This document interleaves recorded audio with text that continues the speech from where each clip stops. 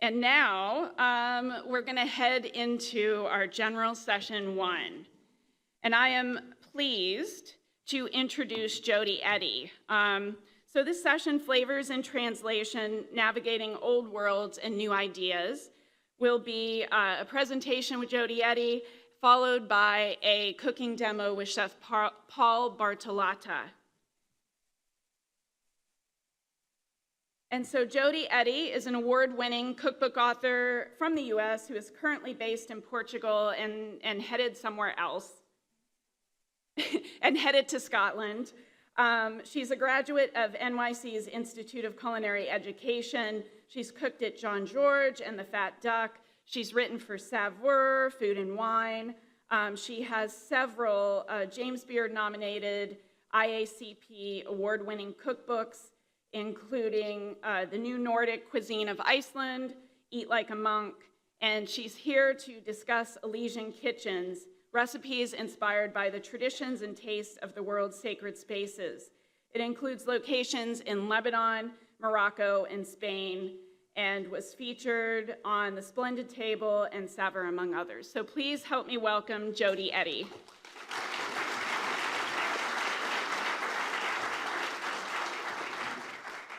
Thank you, Jennifer. I've attended several Worlds of Flavor conferences, but it's been a few years, and I'm really happy to be back today. So as you might be wondering why I'll be talking about monasteries today at a culinary conference, but as I researched this book, I traveled to 11 locations throughout the world, visiting monasteries, mosques, temples, and synagogues. What really kept coming up for me were the culinary lessons that I was learning about. And monasteries, if you think about it, they're really one of our most ancient foodways. Monks for centuries have traveled from location to location, taking with them their seeds, their recipes. So that's kind of where where the origin of the book came from. And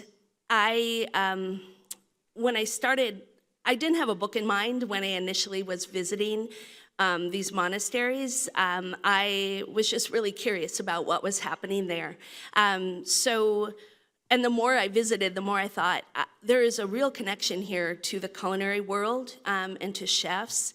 The first monastery that I visited, it's actually Poblet.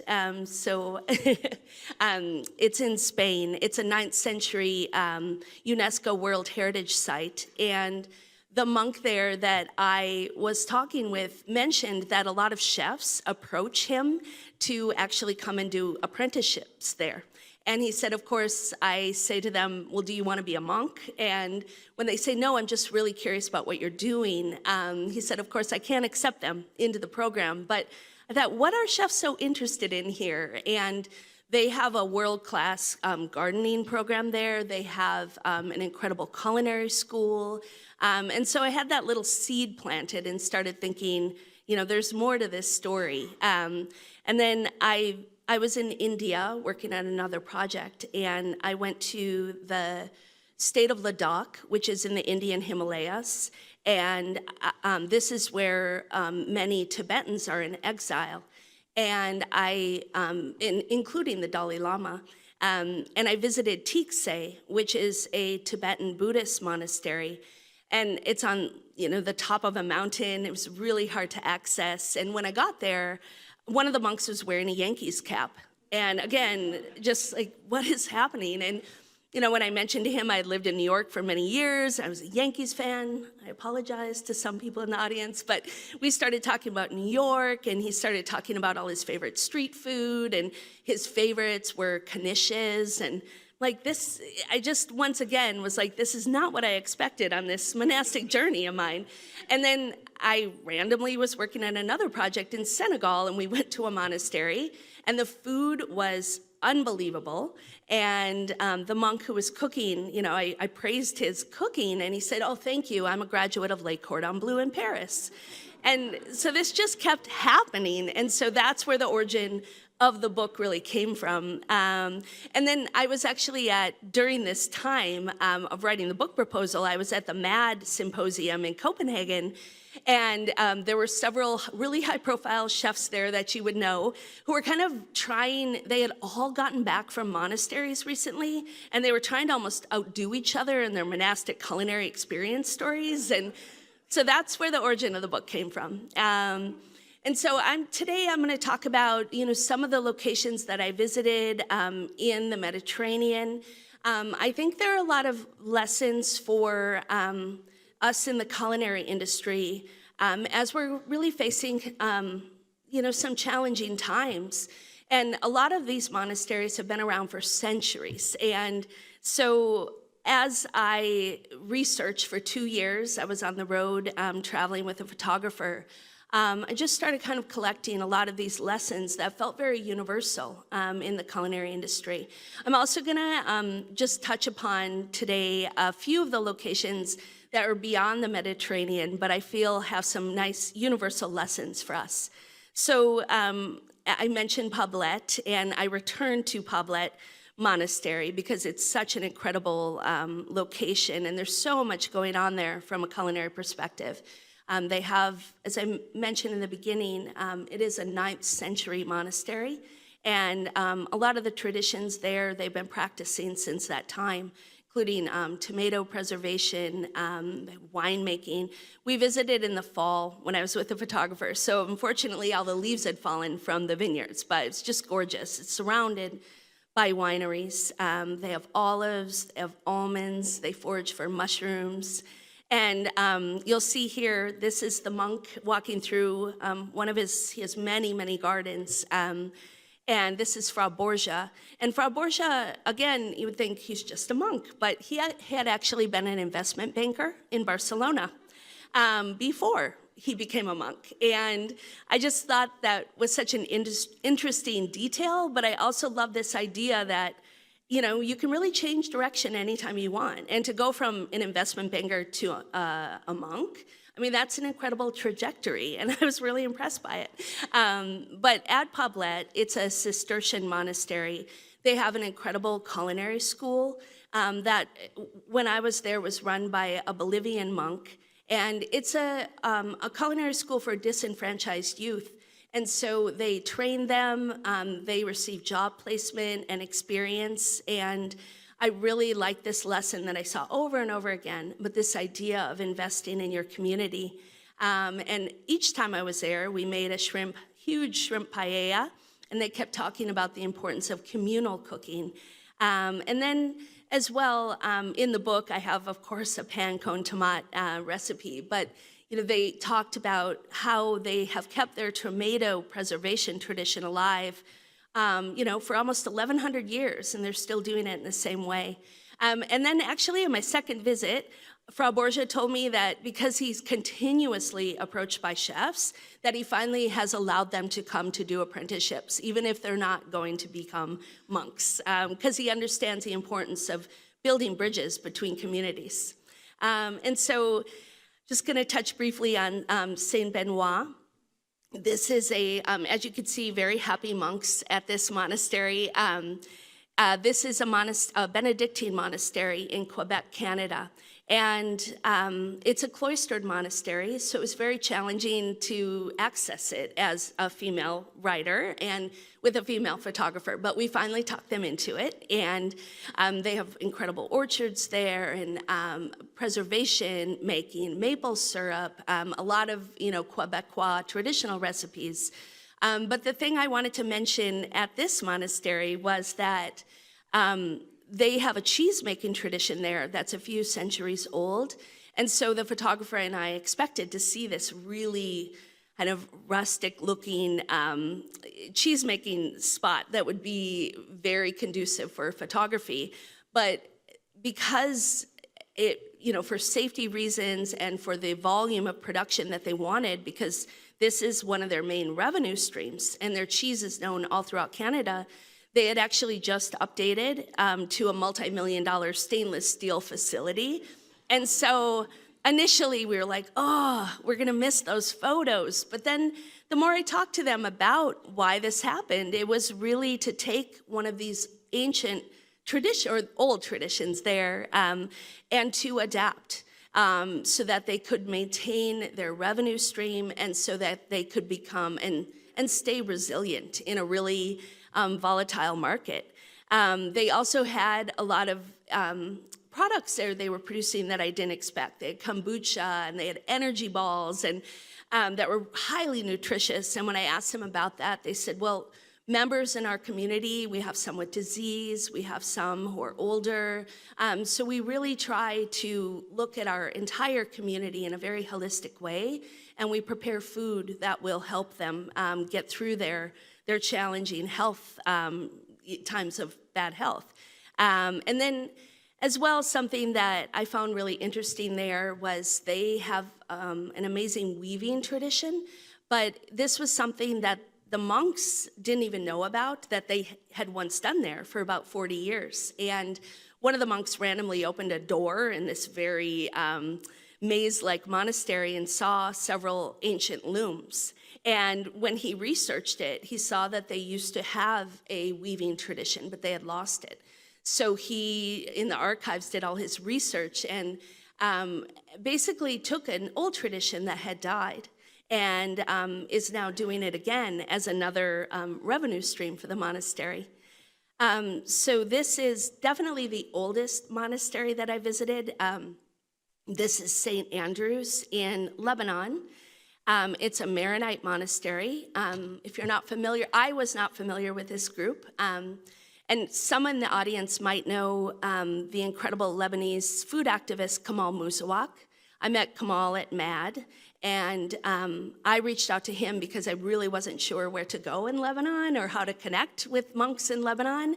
And I trust Kamal, and he just said, come to Beirut, and I will organize everything for you. And I might not have gone all the way to Lebanon with someone else telling me, just arrive, it'll be fine. But trusted Kamal, and so he told me he has an incredible organization. I just want to say the name of Souk El Tayab, and if you're interested in learning more about it, I'd highly recommend looking up his organization. But Kamal told me to meet a monk at a pastry shop in Byblos. Byblos is the oldest continuously inhabited city in the world. And so we did, and this monk drove us up through Mount Lebanon, through the cedar forests of Mount Lebanon into the Kadisha Valley. So you can see it there. And you could see in the far left-hand side the monastery, and it's been there since the 4th century.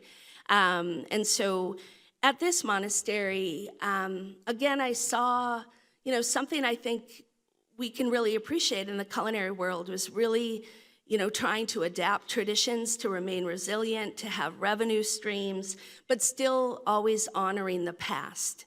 And so at St. Andrew's, they eat communally 3 times a day. The food, of course, incredible Lebanese food. One of the dishes that we had there was rishta, which is a really lovely lentil and greens soup, very fortifying with homemade pasta. And they kept talking about how they eat, really thinking about food for health. And that was a theme that kept coming up at so many of the monasteries that I visited. And so at this monastery, they've been producing arak, which is an anise-flavored aperitif. They've been producing it since the 4th century. But again, in realizing that they need a revenue stream, they have started a commercial arak production, and now their arak is sold throughout the country. And so it's taking these old traditions and finding new ways to allow people to taste them and to appreciate it, and to also generate revenue for their community. One of the things that the monks stressed so often during this visit was, of course, often when we think of Lebanon, we think of incredible food, but we also think of conflict. And so we talked about that, in their communities, They have Muslim communities, they have Christian communities, they have Jewish communities. And they emphasize and told me so many stories about how they invite one another to their holidays, to their dinners, so that they can learn from one another. And, they made a joke about how, I don't know if it was a joke, but about how they've been doing this since the 4th century. And in this region of Lebanon, there is peace because they're neighbors, they're friends, they're a community, and they support one another. And so when I've become good friends with some of the monks at this monastery, as I have a lot of them. And when I've checked in with them, about the conflicts, they talk about how they get through it by thinking about the fact that in the Levant, there have been conflicts since time immemorial.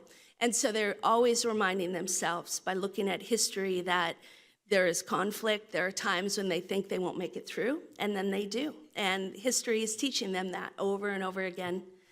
And so moving a bit from the Mediterranean, just quickly, I wanted to touch upon Tikse. This is the monastery in India in the Himalayas. There's no way to contact these monks except by going to the monastery, so I couldn't let them know I was coming back, but I recognized friendly faces when I got back, and they were more than happy for us to include them in the book. And the chef there that you see on the left, he is preparing momos. He's not a monk, he was a Navy ship captain, and then he became a chef on the ship.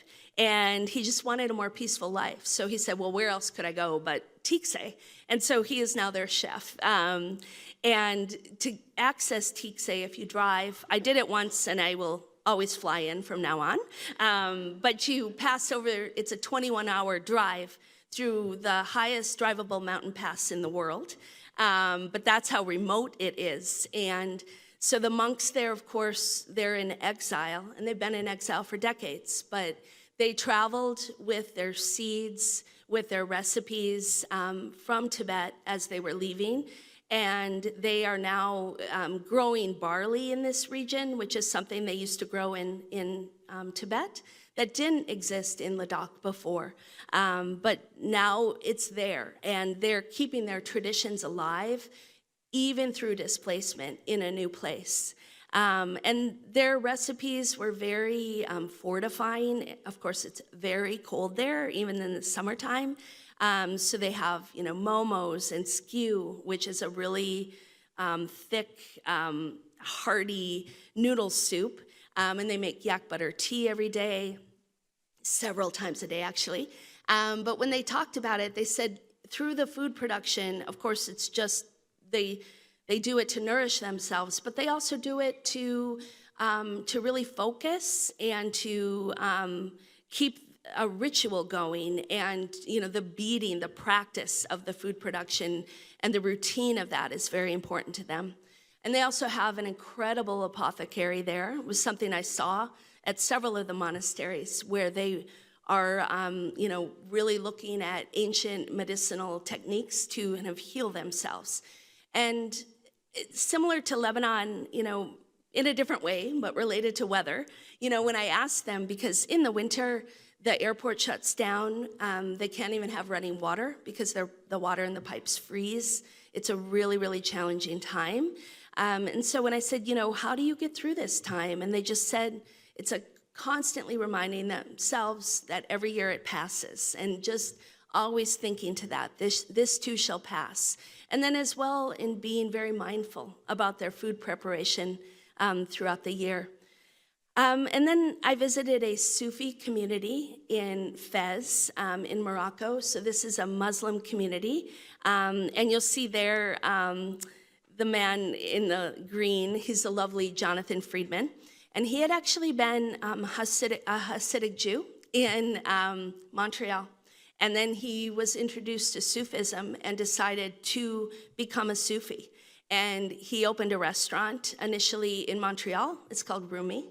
Rumi is probably the most famous Sufi, if you know the poet. And then he decided to move to Morocco. And he opened a Zawiya. And zawiyas are welcoming spaces for anyone. You can pass through whatever religion you are and have a lovely meal. You can stay. And so while we were there, actually, the Sufis that you see gathered around Jonathan, they're actually from London.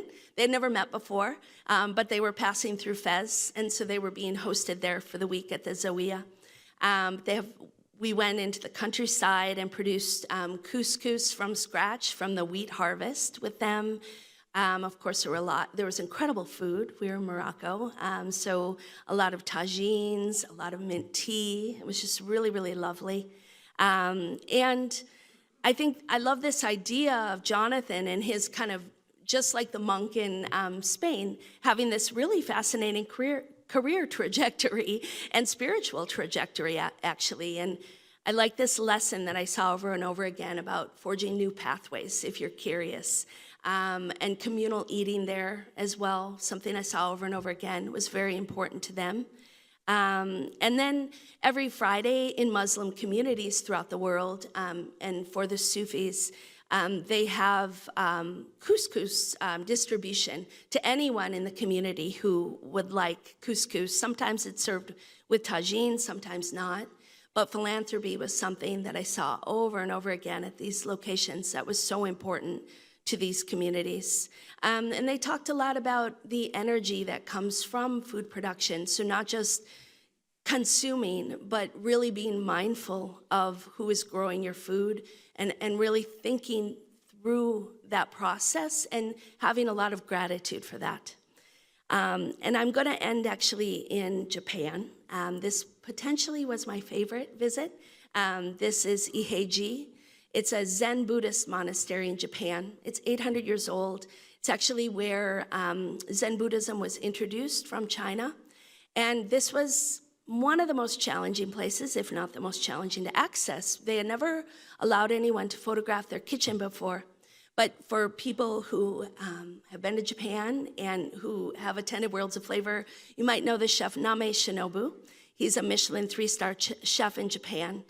And I actually met him for the first time at Worlds of Flavor, so I'm grateful for this. But Name, he translated over 20 letters for me that I had written in English asking for access to this monastery. He would translate them into Japanese. And so finally, we convinced them to let us come and photograph. And so they practice here Shojin-rori cuisine, which is the tradition of doing no harm, and the very ritualistic dining experiences. And the marketing director, which you might think is strange, he's a monk, but he's a marketing director. He actually ran the Zen Buddhist Center in San Francisco for 20 years. And it was very unexpected. He just kept going on and on about how much he loved Chez Panisse and Alice Waters. And it was just so unexpected. He's so dialed into restaurants. And of course, he loves Name's restaurant in Tokyo. And Name was the reason that we, were able to access this monastery. And one thing I really loved that I saw there, the chef of the monastery is called a tenzo. And there was a real respect between the apprentices and the tenzo. And that really resonated with me. But as well, I've known Name for years and years, and I couldn't quite understand what makes him tick. He's very peaceful, very centered, and he travels to monasteries in Korea and Japan as much as he can to learn, to stay, to cook. And so when we got there, I said, I finally understand you. You're a monk chef. And he just looked at me and he said, titles don't matter. And he's a highly respected chef in the world, but I love Name's attitude about this idea of titles aren't important. It's who you are inside. So I think just ultimately, some of the universal lessons that I learned that I think about in the context of the culinary community, just the importance of the exchange of culinary traditions. Monks and other spiritual leaders that I met, they are the environmental stewardship that I saw over and over again, the elimination of food waste, seed saving, seasonal cooking, local food production. They have been practicing these things for centuries, sometimes millennia, and it's just something that's kind of baked in that we see now, in our culinary world is so important. But just this idea of lifelong learning and staying curious and giving to your community. And then as well, of course, adaptation during challenging times, just figuring out what you can do with what already exists to make yourself more resilient. And just a real investment in the community was something that I saw over and over again, caring for yourself and caring for others, and just finding everyday joy and simplicity in your life. And so I just, two things I'll mention, my time is running out, but from unforgettable experiences, we were ghosted once in Italy. We arrived in Italy, had the visit set up, and the monks were on vacation. So we just ended up eating pasta for a week and did nothing but that, but that was strange. And then I just wanted to mention, this is a hermit that you see with the white beard, Johnny. He had this is in Lebanon, and they have hermitages there still. He had lived in a hermitage for 40 years, and his only exchange with the monks was when they came to deliver food to him, but they never talked for 40 years. And when I met him, he had just left his hermitage after that amount of time. And when I said to him, "Why did you decide to finally leave, Johnny?"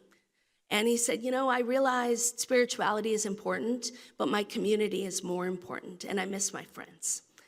And so I just thought that was really lovely. And I quickly want to mention, last week, I've started a company called The Story Table because it was something I heard from friends a lot as I was researching. Like, I wish I could go to a monastery and experience this. So last week in Minnesota, which is where I'm from, so this is a monastery in the book, it's really important to me, we hosted our first dinner at this monastery for 140 people, and it was a lot of work to plan, but it was really lovely. So it's kind of a nice evolution of the book that I'm working on. But thank you so much for your time, and enjoy.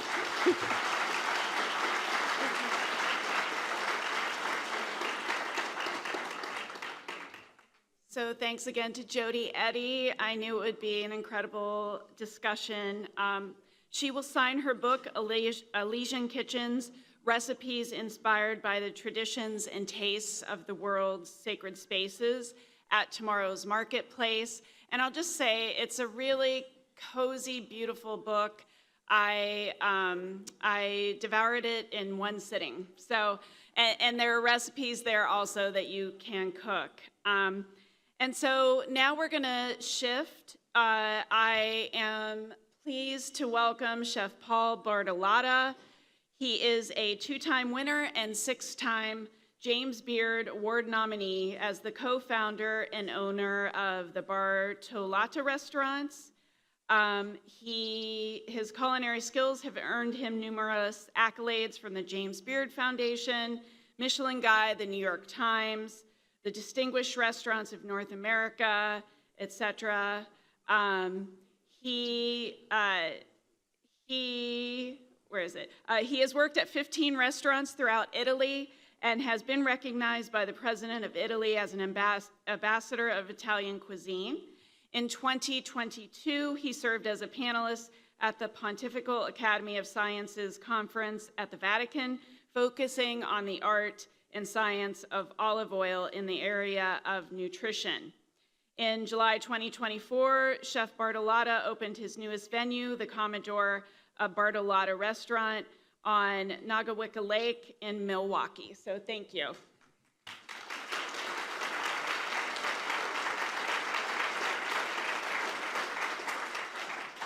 So, can you hear me? Okay. So, first of all, I just want to thank all the sponsors who have supported this. I've been participating since the earliest years at Worlds of Flavor. I don't know how many exactly I've done, but every time I come here, I walk away more excited than ever. And my personal journey will sort of carry along, and I think you'll see it through this, but I've been influenced, I've been blessed in my life by a lot of great mentors who have taught me a lot of things. But then mentorship comes in so many different ways. It could just be a relationship with a person or somebody who exposed you to something different that you would have never thought about. And so One of the people who's very involved at the Culinary Institute of America is Greg Drescher. I don't know if Greg is here today. He was here earlier. I don't know if he's around. But he is someone who has inspired me and was really a person that was very involved in the birth of these types of initiatives. And so I'm excited. And for those of you that are sponsoring this, it really couldn't happen without you. And so I just want to say thank you selfishly, because I come here, I am able to bring some of my team members, and I learn, and I try to share a few nuggets of things that have been a part of my journey, but selfishly, I'm here to experience what you are all experiencing these next few days. So thank you all very much for your support in making this happen. Thank you. So my journey is sort of varied. Grew up in Milwaukee, but then traveled all over Italy, Sicily up into the Alps, many Michelin-starred restaurants, 3-star restaurants in France. And it was a formative training for me. But as I was traveling around Italy, and I was really discovering how different Italian food was, we're talking about 1980, 81, so Italian food in America hadn't become what it is today. But certainly at that moment, as I was traveling around, I realized that even though I was learning in these very fine dining restaurants, a more elevated type of food, there was something that kept drawing me out into the smaller restaurants that were doing sort of mom and pop restaurants where the birth of the Italian kitchen occurred. You know, France had the fall of the monarchy, so of course there was the evolution of French food. Italy really never had it until, actually never really had it in the same way. So the food is much more regional and much more of the home-cooked style of food. So how do you take something that traditional and evolve it? So tradition and innovation, the theme that I was asked to talk about today or demonstrate, really focuses on a couple of dishes. I'm going to do 3 dishes for you. She's watching the clock already. 3 dishes for you today that began with something that I experienced in one place, and then how do I bring it into a more fine dining environment, most importantly, without losing its Italianità, its Italianism, its sense of place, its flavor profile, and ingredients that are indigenous to Italy. So when I talk about Italian food, I break it down into basically 3 different styles of cooking. Cucina regionale e tradizionale, regional and traditional foods. Textbook foods that we all know of, ossobuco milanese or peposo from Impruneta, or various dishes that we may know, or pesto from Genoa, whatever, or areas in Liguria, there are probably 20 pestos. And then you have the cucina di ispirazione regionale, or the kitchen that is inspired by that regional food, which is what I'm going to be demonstrating. And then there belongs and should be una cucina creativa, an evolution of Italian cooking where the chef can cook whatever they want. If they want to cook with soy sauce, have at it. No problem. I don't see a lot of soy sauce production in Italy, not that I'm aware of, but could be there. And I've never been critical of that. And I've also done food that was more evolved. But as I got older, and as you can see, I'm not 20, and I've been doing this at Worlds of Flavor for 25 or 27 of the years. Not my first rodeo here. And so for me, as I got older, what I uncovered, or what became important to me, was less about doing food that was fussy and fancy and pretty, but doing food that I could tie to a historical or a geographic location, that there's a history behind the food. So if any of you get a chance and are even remotely curious, go to www.bartolottas.com with an S.com. And when you do that, you go to my Italian restaurant, Ristorante Bartolotta, that was open 32 years ago. And then there's a tour of Italy. And my chef and I have done regional foods since COVID, which we were forced into that, to do regional foods. And when we started doing these menus, it was deep dives in the anthropological study of the history of the food, where these dishes came from, whether it was the Habsburgs coming in from Austria, or whether it was the Moors, coming into Sicily or Naples. And all of a sudden you realize that geography and culture and food is born through this transition. And so we did a lot of studies along the way. My chef and I have traveled extensively in Italy doing this sort of study and research. And so the 3 dishes I'm going to make for you are dishes that are rooted in history. The first one I'm going to do is a scallops and porcini dish. Again, mare monte being something from the mountains and from the seacoast. So first dish is from Venice, second dish Central Italy, third dish is from down in Sicily, sort of covering the different areas. The mare monte is, again, this combination of things that come from the mountains, from the sea. I originally saw this as a shell of scallop that was baked with a couple of porcini mushrooms, just baked in the oven with a little bit of garlic and a little bit of herb crumbs. And I liked it, but it just didn't feel quite fancy enough at the time. So I said, how do I make something like this? And then shortly thereafter, I'm making a porcini salad. That was a warm porcini salad with shavings of Parmigiano. And we ended up creating this dish of scallops with porcini and a shaving of Parmigiano. So I'm going to demo it for you now. I know that the recipes are online so you can have them. I don't think you actually came here to be taught how to cook as much as I think that I can do a couple of demos for you to talk about how we took something that was baked in a shell and then evolved into something a little bit more modern and presentable for a fine dining restaurant, but without losing that soul that is identifiably Italian. Okay. So, Aaron, you're going to keep an eye on my porcinis while I'm making a light vinaigrette. How about that? Just get them a little bit golden. So I'm going to make a very simple, thank you very much for that. Yeah, the butter set up twice, didn't it? All right, so we're going to make a super simple vinaigrette. Again, just a little bit of salt, a small amount of balsamic vinegar, and a little bit of sherry vinegar. I like sherry vinegar, not traditional, obviously. A little bit of the butter that I use to saute the porcini mushrooms, a little bit of brown butter in the vinaigrette. There we go. And then, of course, a really good olive oil. Never hurts. You can never have too much olive oil, as my daughter will continue to remind me as I taught her. So we're going to make this light vinaigrette.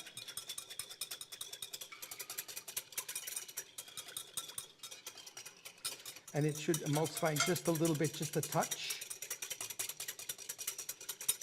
And that's the key that you're there. Okay, super simple. So instead of doing the porcinis baked, we just lightly sauteed them.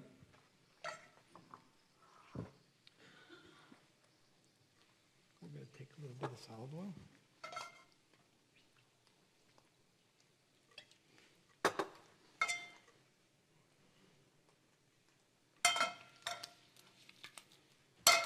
The magic of television, we're halfway ahead with this cooking. So now we're just going to saute a couple of these porcini mushrooms, or these sea scallops.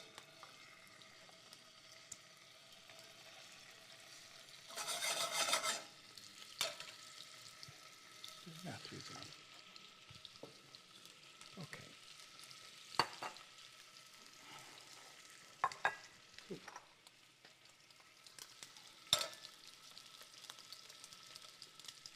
So we made this as a warm salad, not dissimilar to what you might find with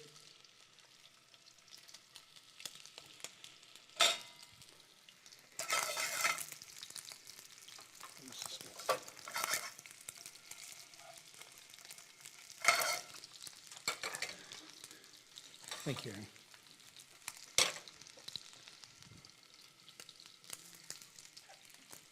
So what you're gonna feel in this dish is this combination of something from the mountains, something from the sea, but also this combination of flavor where you might not expect to see as much cheese with seafood. Actually, you get this sweetness from the caramelized scallops, the nuttiness of the porcini mushroom, a little bit of acidity, but this golden brown butter and the butter that you get from the porcini that is inside of the vinaigrette.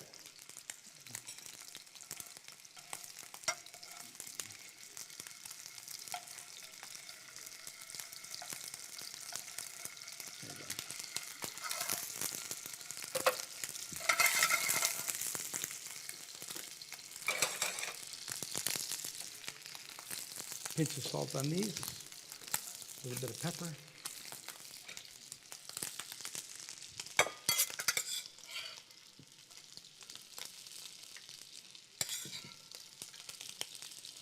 And you can obviously substitute any type of mushroom. I'm a huge porcini fan. Can you guys smell the porcini mushrooms? Yeah, so I'm not gonna be throwing shade at the other chefs who do fancier, prettier food than this. but I think you're gonna smell 3 times today what we're cooking. And what does really excite me about eating this traditionally inspired food is the fact that you can actually smell it. Sometimes you sit down in a restaurant and it's this fancy restaurant and it's beautiful, but there's no smell. You can't smell the food. And it's sort of like when you sit down and you feel this beautiful, whether you're in France and you're having a coq au vin, or you're sitting in Italy and you have a boar ragu or something. When you sit down an udon, and all of a sudden you get this beautiful smell of this fabulous broth. That's the game.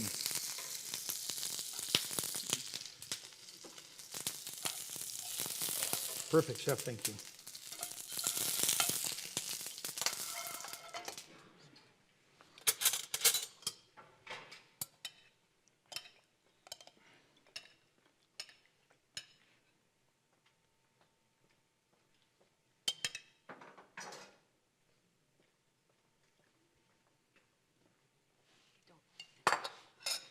And then you just have a couple of shavings of Parmigiano Reggiano, nice and sweet, on top of this that you might not expect so much. Now, this dish, again, is identifiably Italian. Scallops and porcini, nuttiness of the porcini, sweetness of the scallop, and the milkiness of the Parmigiano Reggiano. The recipe is in your book, or it'll be online, so please try it. It's easy. I made it in 3 minutes, and it's not a difficult dish to do, but this has the smell that I want you to remember. First dish. All right. Now we're going to move to central Italy. Fagioli, ceci. So today we're playing with chickpeas. We're going to do a quick sort of dump and stir, because again, the recipe you have, this is hopefully is viewed more as a conversation about the style and the cooking. So boiled shrimp, boiled white beans, chopped tomato, basil, gamberi, sparnocchi, shrimp and beans, super easy. Shrimp and chickpeas, boiled shrimp along the Costa Versilia, super common. Zuppa di ceci, obviously in Tuscany and Umbria, common with, rosemary and sage and all these flavors. And again, didn't reinvent the wheel, but you took something that was basically a soup, this puree of chickpeas or a rustic chickpea soup like this one that's here, and you mix these together. And now instead of boiling your shrimp, we're going to saute the shrimp with a little bit of garlic and rosemary. And again, when I get done cooking in the back row, hopefully you'll smell it as well. And hopefully that's what make you hungry, because actually this is an item we're going to be serving out in the marketplace later. Okay? So you get a chance to try this one later. So a light saute of garlic, some whole rosemary sprigs, some whole sage put in here together. A little sofrito, a pinch of salt.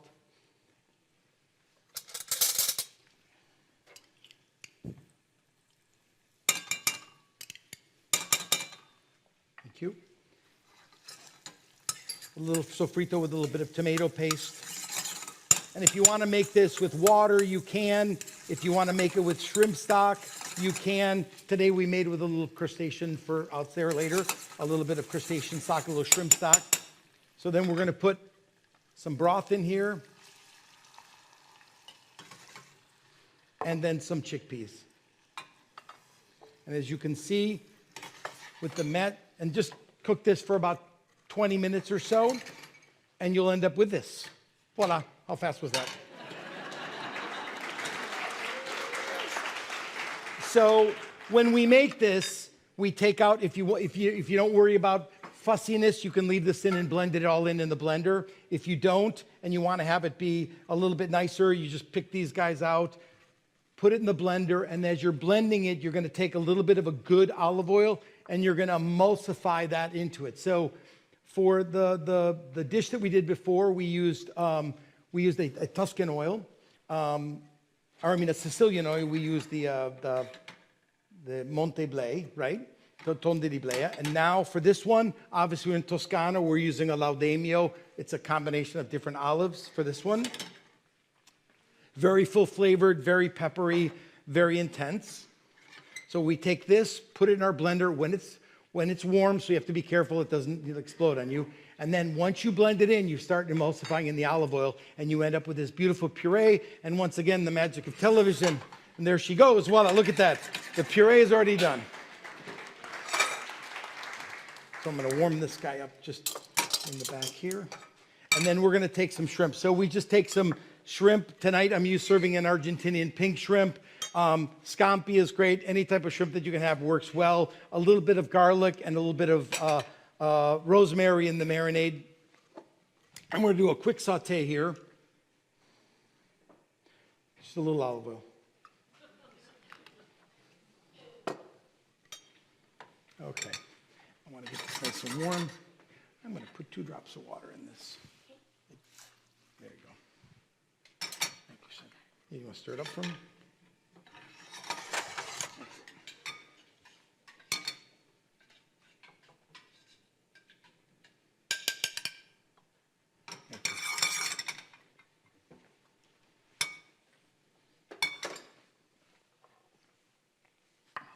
So a little bit of garlic in the pan.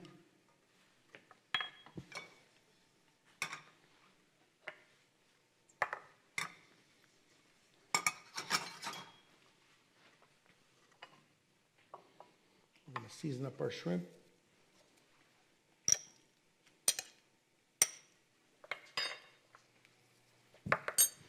And I'm sort of a fan of black pepper, so you'll see me use it more often than not.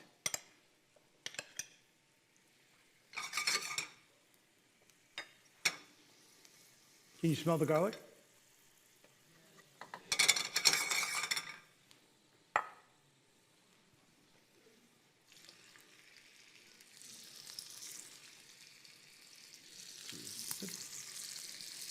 Thank you.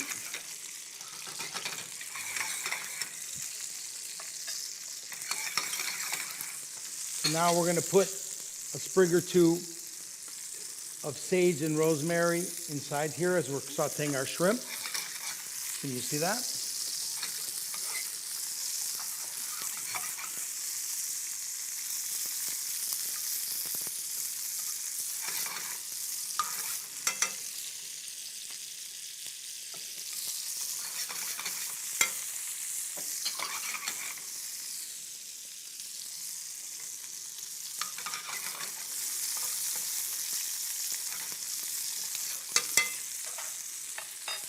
And we're just going to throw a few chickpeas in here as well as a garnish, just to get a little fancy.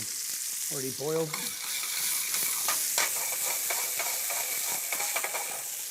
Now, can you smell it? Okay. So we got this beautiful puree.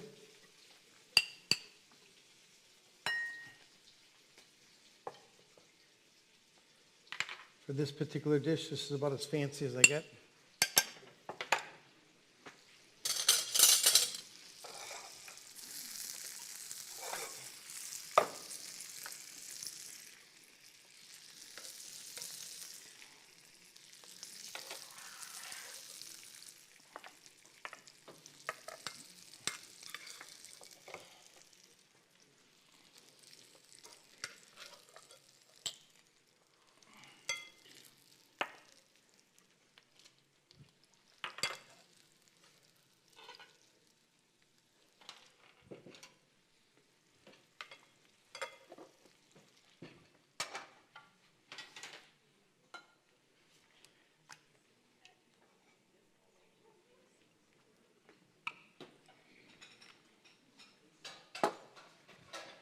There you have it.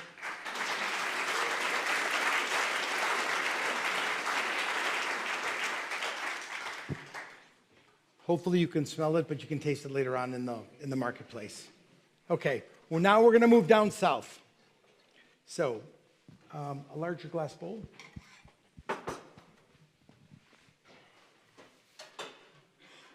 And Chef, we have just 2 minutes. I gave you a minute extra. I was told I could go long. Oh my gosh. Okay. Mint, basil, lemon zest, orange zest, little bit of lemon juice, pinch of salt, and we're just going to muddle this a bit. 2 minutes. A little bit of orange juice.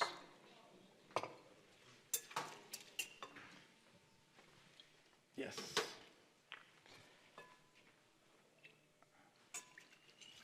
They only give me 2 minutes. So we're going to mix this together. And again, light, fresh, acidity of the lemon, sweetness of the orange, perfume of the mint. In Sicily, tons of mint being used in the cookery. People don't think about it so much as a savory, but it's just so incredible. For my demo I'll be doing on Friday, we're doing like a minted carrot as well. Carrots marinated with mint.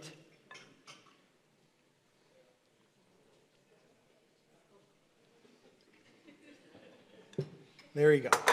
So we normally let this sit for, several hours to let it sort of all come together, and then we strain it out, so we end up with a light vinaigrette. Just talk about Yes. Yeah. We bake the fish in salt crust. You simply whip egg whites together, and then you add to that, just hand whip some egg whites into the coarse salt, and you add some star anise, some wild fennel pollen, and then again, orange and lemon zest, all mixed together with the egg white. And you mix it all together, and you can make it several days in advance, and you can use it for other things, but it's fantastic with the fish. And then we basically put a little bit of orange and a little bit of lemon inside with some basil and mint inside of the whole fish. We pack the salt crust around it, and then we bake it in the oven. And the great magical thing is if you take a probe thermometer to the thickest part when the salt crust comes out, and you cook it to about 130 degrees when you pull it out, and just give it a minute or two, it will be perfectly cooked, and you'll have the perfume because it hermetically seals. You'll notice the one that we just had come out of the oven, you'll notice that the head is not covered.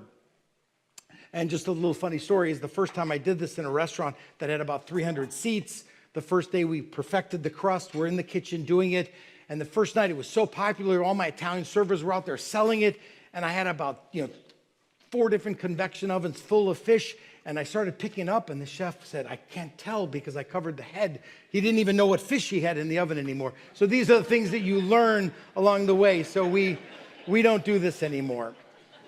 There you go. Okay. So this is the fish that just came out of the oven. And you can see the bronzino. So we're just going to break the salt crust around the outside.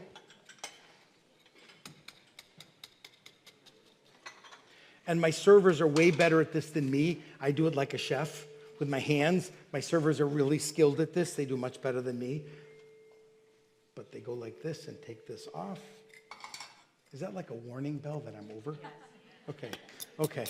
All right. So then you just simply take the skin here and pull it back. Hopefully they can see that a little bit, yes. And it just peels right back. It's beautiful skin. And my servers are so good at this by comparison. And you peel this back. We take just a little bit of the bloodline out, whatever that little bit there's in here.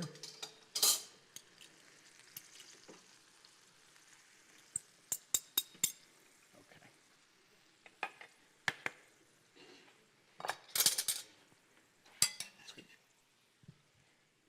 Super simple. I just boiled fennel. Just boiled it. A little bit of salt and olive oil, and I warmed it with olive oil and water, and that's it. And you must overcook the fennel. We have this feeling that everything has to be green and everything has to be like crunchy, and actually it's more delicious when it's overcooked.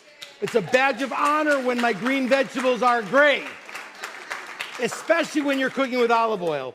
So then you take this fish and you take a little bit of this fish out here.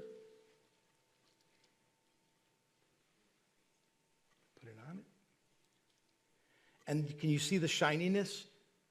Can you see that? I hope. That's all the moisture that is hermetically sealed inside of this fish. And sometimes in life, less is more. Oh my goodness, it magically appeared. And then you have this boiled fennel with this steamed fish that's perfumed. Can you smell the perfume of the salt crust? Can you smell that? That's 3 times, by the way. 3 smells. And then this light vinaigrette on top.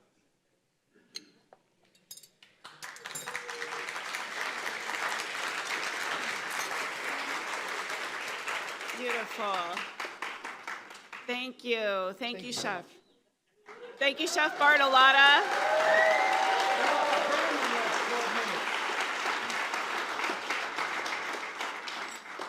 As Chef Bartolotta mentioned, his shrimp and chickpeas scented with rosemary, gamberi chichi al rosmarino, something like that, will be served. Will be served at the marketplace today. You can also see him on Friday in Workshop H, which is full, but I did want to make a quick mention that for the breakout sessions, you can, oftentimes people sign up for them and then don't show up. So if you saw this demo and you really want to go to his demo on Friday, then you just go wait outside the door and see if someone does not show up, and they'll let you in and you can participate and get to taste some things. So now we're going to our flavor discovery experiences on the first floor, sponsored by Catalonia, World Region of Gastronomy 2025, Culinary Sciences, Inc., Dole Packaged Foods, and Kleiman. So enjoy the break, and we'll see you all back here for the next general session at 5 p.m.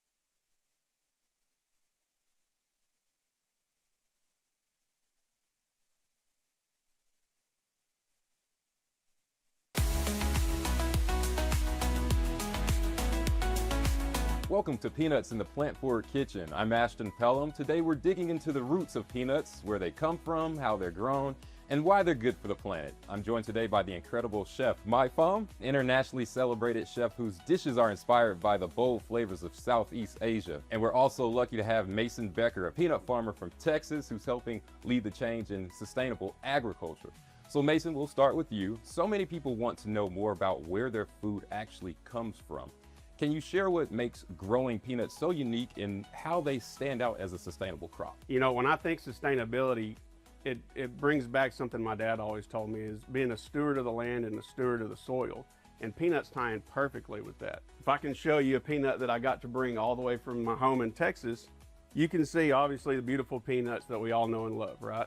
But what a lot of people don't realize is peanuts are actually a legume. So they grow underground and they have the ability to put nitrogen back in the soil. So not only do we get a commodity that we can all eat and enjoy, but we can also take this plant, all the leaf material and the roots that store up that nitrogen, and we can either put it back into the soil for the next year's crop, or we can bale it up and use it as a hay to feed cattle and other ruminants. Wow, that's eye-opening. I already love peanuts, but knowing they're good for the environment makes them even better. Now, Chef Mai, your cooking draws on flavors from all over the world. How have peanuts shown up in your culinary journey, and what delicious dish are you sharing with us today? So today we're going to do a dish called ga ko sa đậu phộng, clay pot braised chicken with peanuts. One thing to know about Vietnamese cooking, clay pot is very important, and it's because that's the cooking vessel of choice. It's inexpensive, it's very easy, and it also imparts flavor to the food. So we're going to start by making the caramel sauce first, right? So all it costs for. I got a pan that hopefully is hot enough, and this is just sugar. Don't panic. It's doing its thing, right? It's getting really beautiful caramel, like almost butterscotch right now. And you notice I'm lifting it off from the fire because I don't want it to continue to burn out of control. And I'm going to put a little bit of hot water in there, and you'll be here. It'll splatter. So we just want to be very careful with it. And that's all you need to do. Oh, wow. So the next thing to do is more straightforward. It's cooking off the chicken. This is the oil. We're going to put some oil in. So I've got some nice shallots. Now it's nice and hot, right? And you notice I'm kind of want to give it a little bit of a head start. If you put everything in here, the garlic stuff usually burns too quickly. Okay. And I want to extract some of the flavors from the shallot. I'm going to add the chicken. And normally what you do is you put a little fish sauce in. You could just put a little bit in. And that's sort of the key. At this point, we're going to put in the caramel sauce. So what we're going to do now is add a little bit coconut water, or you can use water, or you can use chicken stock, right? Okay. At this point, we already got the nice seared smell from the lemongrass in right now, right? Okay. Lower the temperature here. We're going to let this simmer for about 25 to 30 minutes. So Mason, as a third generation farmer, what keeps you passionate about the work that you do? And what do you hope that the people watching understand about farming? Family and farming and food is what I love. It's easy to be passionate about something you love and be aware of what you're eating and know that there's farmers producing that crop and producing specifically peanuts that are proud of what we're growing. And we want to provide something that's nutritious, sustainable, and healthy. Okay, so Chef Mai, this has been on the stove here for about 25 or so minutes. Tell me what the next steps are now. Your favorite part, right? That's what we're talking about. We're going to put peanuts in, right? And like I said, I don't like to put in too early because it becomes the same color. It's just a matter of preference, and it's sort of a chef thing. This is now done, so I'm going to transfer it now to a clay pot so that we can continue to simmer it if we like. It's a great vessel to also to heat up food, right? Because the clay pot stays hot for a lot longer. You want to garnish? Yes, please, sure. A little. See, this is very special cilantro. They're flowering, and they're much more intense. You want to put chilies in there? I'm going to trust you with that. I'm going to stick to what I do. See, a little lime, not too much, brightens everything. Okay, so how about tasting some food? I've been waiting for you to ask me. Right. Okay, here you go, and I gave you a little chilies because you like it spicy. That looks great. Oh my goodness. That is delicious. Wow. You probably need some rice, right? Wow. Mason, Mai, thank you both. We learned that peanuts inspire many cuisines, are a zero waste crop, and sustainably grown and farmed right here in America. Thanks for watching Peanuts in the Plant Forward Kitchen. I'm Ashton Pelham. See you next time. And oh, Mason, let's be honest, can I grow peanuts at home? Ashton, I'm glad you asked, man, because I always encourage people to try grow peanuts themselves. This is important. As long as it's not a roasted peanut, it'll grow. So take an unroasted green peanut, put it in good soil, and add some water and keep it moist. And in 4 to 5 months, you're going to have your own peanut crop. Awesome. You heard it from the man yourself.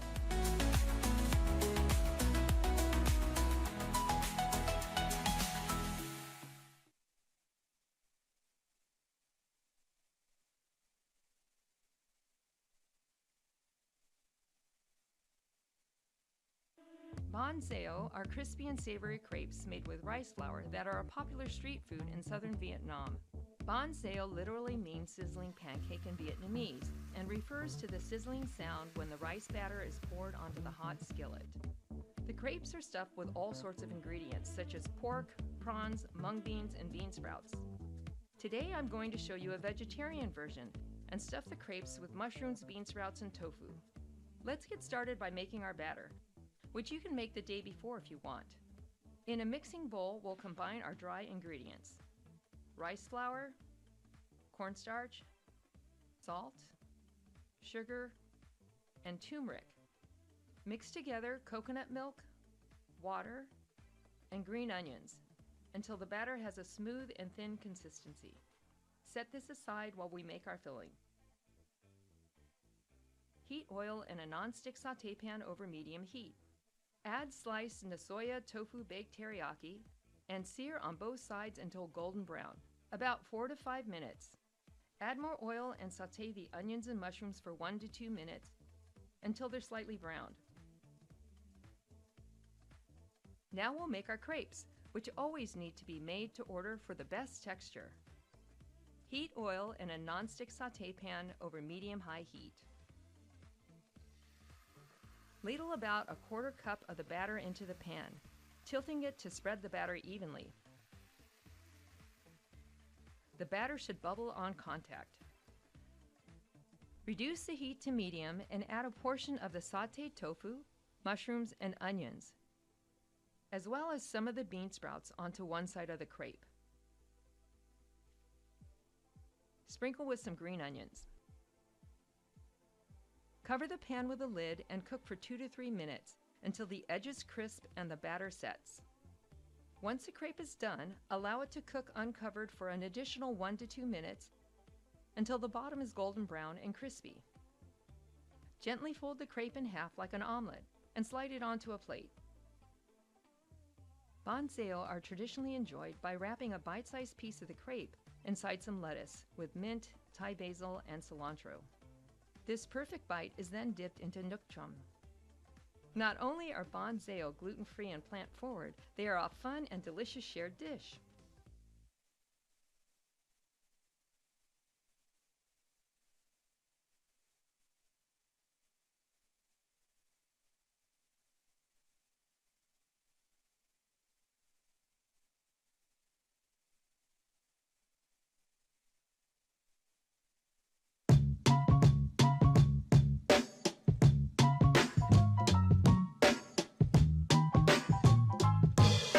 Hi, I'm Brandon Collins, Corporate Executive Chef for Unilever Food Solutions North America. And today, we're going to make a salsa macha utilizing bone marrow. In Oaxaca, they utilize everything, right? So why not use bone marrow? It's absolutely delicious as our fat agent when making our salsa macha. We're also going to be using some special chili peppers like Pasilla Oaxaca, which comes from an amazing region in Oaxaca itself, above the clouds on the side of a mountain. And they smoke all of these amazing pasilla chilies.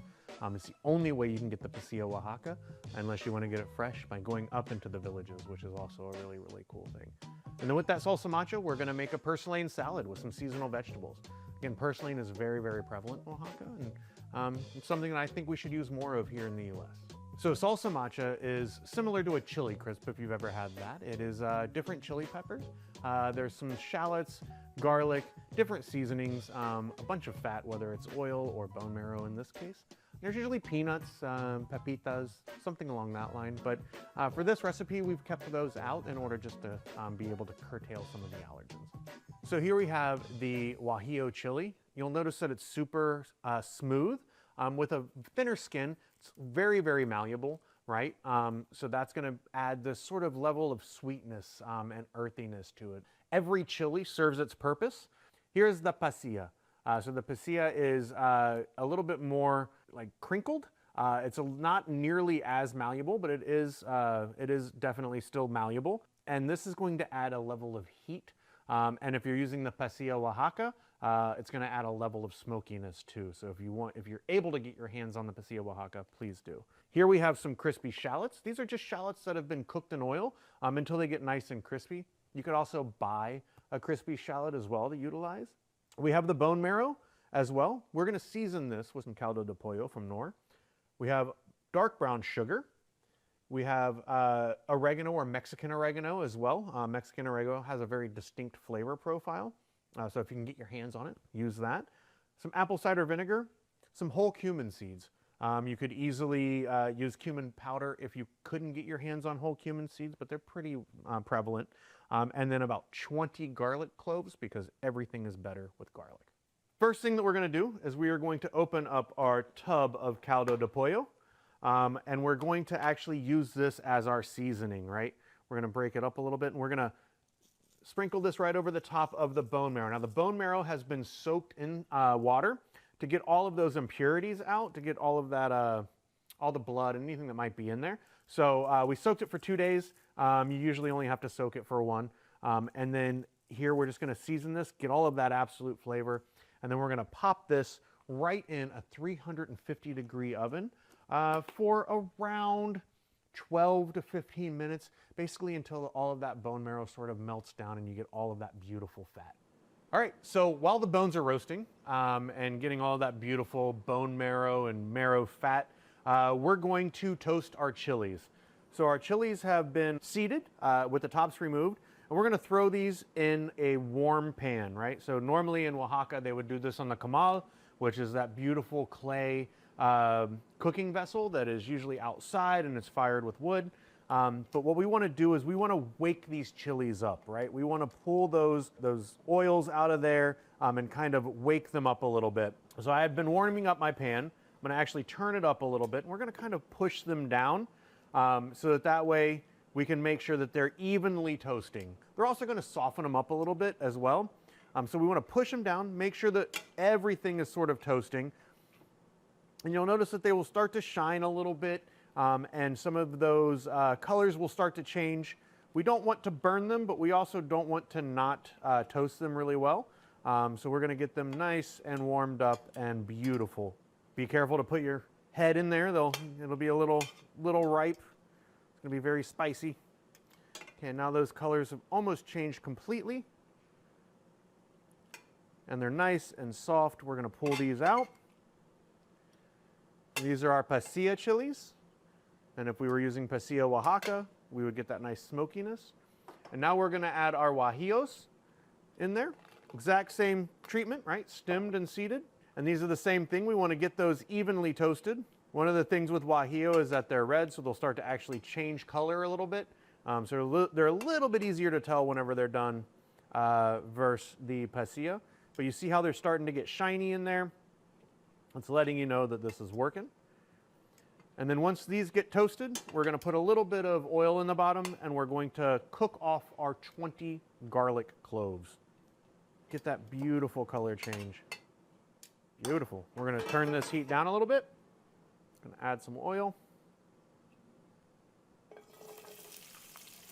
Throw our garlic in there.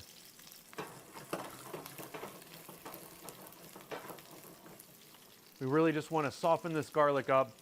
If it gets a little bit of color on it, that's fine too. But what we're trying to do is make it so that we're not only flavoring this bit of oil that's going to help our bone marrow as well, but it's also going to make this garlic nice and tender. All right, we're going to kill the flame. Just kind of work this through. All right. All right, so we've toasted our chilies off. We've let them cool down a little bit before we throw them in here. But now we're just going to throw them right in the Robocoup, and we're going to use the Robocoup to help chop them up. A lot easier than trying to do it by hand. Keep turning it on and off so that way it'll settle. And again, you don't need it to be super even. Some different shapes and sizes is perfectly fine. All right, so our bone marrow is ready to come out. We've gotten this beautiful level of fat. We still have some of the marrow in there as well. So we're going to set that down. We're going to let it cool down for a quick second, and we're going to add everything else into our chilies. So our chilies have been chopped. Wash your hands, please. Never fun to find out that you forgot to do that, and it's usually burns. So we have our beautiful crispy shallots. We have our cumin seeds, or cumin seeds. We have our Mexican oregano, and then our dark brown sugar that we're going to put in there as well. And while this is hot, right, we want to make sure that we put this in. And we're also going to have that hot oil from our garlic, right, that we did earlier. So we're going to control this. Try not to hurt yourself, right? Dump as much of that fat into there as you can. Give it a quick little stir. All right, we're going to use this to kind of rehydrate those chilies as well. Break up that brown sugar if you can. We're going to take that hot garlic oil, right, from the garlic that we were doing earlier. Dump that right in. These beautiful pieces of garlic. All of that gorgeous flavored oil as well. Stir this up. we are also going to start taking all of this marrow that's left inside these bones, right? We don't want to lose anything. We want to use all of this flavor, but the bones are hot. So make sure you grab them with a towel or your tongs, scrape that right in. You could very easily do this with canola oil if you wanted, or avocado oil. You don't have to use the bone marrow, but the bone marrow adds such a cool flavor, adds a meatiness to it as well, that is hard to miss. Remember, it's got that nor caldo de pollo on there as well, so it's going to have all of that amazing seasoning and flavor. Make sure you get all of that off of the bone as well. And the smell of the guajillo chilies and everything is absolutely amazing as it comes up through. It has that sweetness, that spiciness, those caramelized onions as well, that garlic. Stir this up in there too. Again, try to get as much of this fat as you can, humanly possible, right? Last thing that we're going to do is we're going to add our apple cider vinegar right in. And it's done. We're just going to let this set. Letting it set overnight is perfect, but it'll hold for quite a while for you. And then we're going to use this to dress a beautiful seasonal vegetable salad. All right, so we've got our salsa macha. It sat overnight. We then reheated it, right, because you want to make sure that it's not solidified. And now we're going to make our salad. So we're going to start with these beautiful squash blossoms that we got from the garden. We're going to remove the bottom. We're going to remove the little stamen in the middle. We're just going to tear them into pieces, right? Again, squash blossoms are pretty prevalent all over Oaxaca. So we're going to make sure that we do this. Just tear them apart. No perfect world, no perfect size. Just making sure that you get rid of that stamen. Then we're going to use our purslane. So purslane is a weed. I mean, we step over it every day. It grows in the cracks of the sidewalks. It grows in the woods. So it's utilized quite often in Oaxaca. So we're going to use that. We have some beautiful chayote squash. This is very crispy. It has kind of like an apple-y flavor. We're going to one whole chayote in there. Raw corn. We've used the rest of this sweet corn for other recipes, but for this, we're just going to put raw corn kernels in here. I like the raw because it adds a beautiful crunch. You could use roasted corn. You could use whatever you would like. Then we have these beautiful patty pan squashes that have been cut into quarters and just roasted in the oven with a little bit of oil and a little bit of the nor caldo de pollo. And now we're going to use our beautiful salsa macha with its oil, with that vinegar, right? It's basically a vinaigrette. Now it's all going to be based on how much heat you can handle, right? If you want it super spicy, add a ton of this. If you don't want it super spicy, just sort of add some of the chilies and the onion and the garlic, and then use the rest of the oil to help coat the salad. I'm going to go all in on this. This is a lot of greens. This is a lot of different vegetables. There's a beautiful amount of sweetness too that you're going to get from the sweet corn. That should be good. We're going to toss it.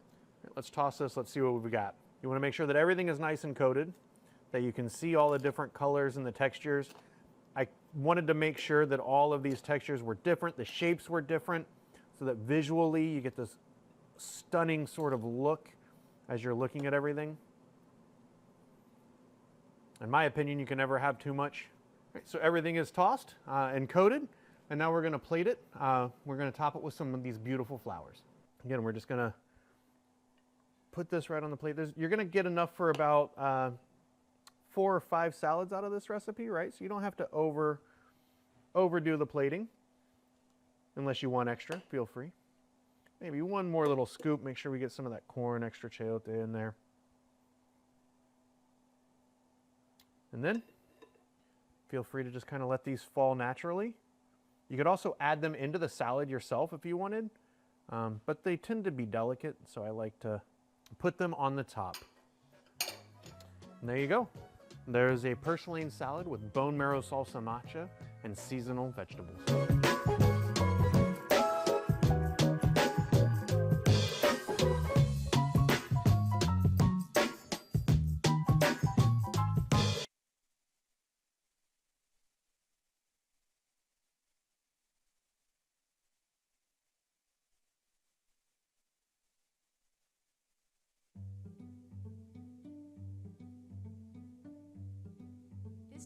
was my introduction to the luxurious flavors of rose and pistachio when I was a young child. My mother's favorite restaurant in New York served a similar dessert, and when it arrived at the table in its silver-rimmed glass cup, I always felt like a princess. It's refreshing, creamy, silky, and it has the intoxicating aroma of roses. There are so many variations of this dessert around Europe. Malebi in Cyprus, Rojata in Croatia, and panna cotta alla rosa in Italy. I was inspired to deconstruct this dessert and make my own updated version using products from all over Europe in a new elevated milk pudding with rose. The base of my pudding is a full cream milk powder from the Netherlands, which is a dairy product created by removing water from whole milk. I'll reconstitute it for my pudding.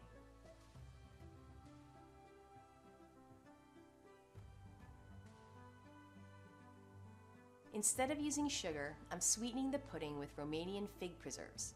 I love the pop of texture from the fig seeds. I'm also adding French acacia blossom honey, which has subtle hints of vanilla and floral fruity notes. So that my pudding sets, I'm adding some potato starch from Poland mixed with water.